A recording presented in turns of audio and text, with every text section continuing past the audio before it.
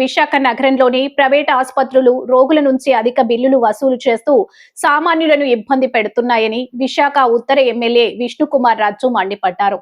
నిబంధనలకు విరుద్ధంగా ధరలు వసూలు చేస్తున్న యాజమాన్యాలపై ప్రభుత్వం కఠిన చర్యలు తీసుకోవాలని ఆయన బుధవారం అసెంబ్లీలో డిమాండ్ చేశారు.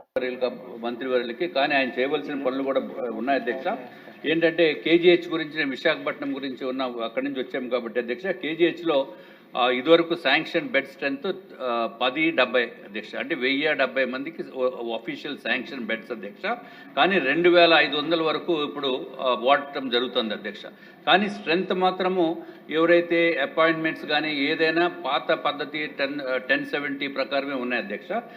దాంట్లో కూడా ఇంకా షార్టేజ్ ఉంది అధ్యక్ష.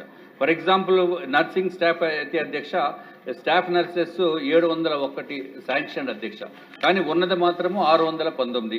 అట్లాగే హెడ్ నర్సెస్ 72, ఉన్నది మాత్రం 39 అధ్యక్ష. ఈ విధంగా చూస్తే అధ్యక్ష, as per the norms functional beds requirement ప్రకారం అయితే అధ్యక్ష 3700 మంది కావాలి అధ్యక్ష యాక్చువల్గా అయితే.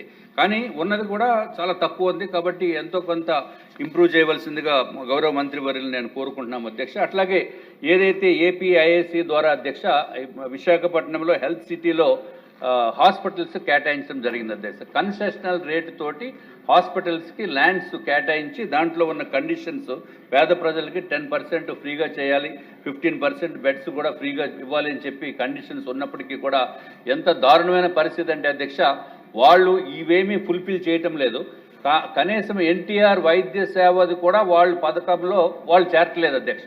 అంటే ఎంత కేర్లెస్నెస్ ఉందా అనేది తమ ద్వారా గౌరవ మంత్రివర్యులకి నేను తెలియజేసుకున్నాం అధ్యక్ష. ఎవడైతే కన్సెషనల్ రేటు తోటి ప్రభుత్వ భూములు తీసుకున్నప్పుడు కంపల్సరీగా ఎన్టీఆర్ వైద్య సేవ పథకంలో వారు చేరవలసిన అవసరం ఉంది. అట్లాగే ఊరికి 2 ఎగ్జాంపుల్స్ చెప్తాను అధ్యక్ష.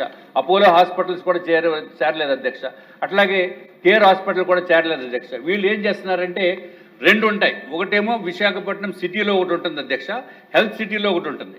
ఇక్కడేమో మామూలుగా ఎన్టీఆర్ ఆరోగ్యశ్రీలో ఆరోగ్య వైద్య సేవలో పథకంలో వీళ్ళు ఉండరు అధ్యక్ష. అక్కడ హాస్పిటల్లో ఉంటారు. ఇక్కడికి వెళ్ళి ట్రీట్మెంట్ అంటే మీరు అక్కడికి వెళ్ళమంటారు. సో ఇది కరెక్ట్ అయిన పద్ధతి కాదు. దీన్ని రెక్టిఫై చేయవలసిన నెసెసిటీ ఉందని చెప్పి తమ ద్వారా తెలియజేసుకుంటున్నాం అధ్యక్ష.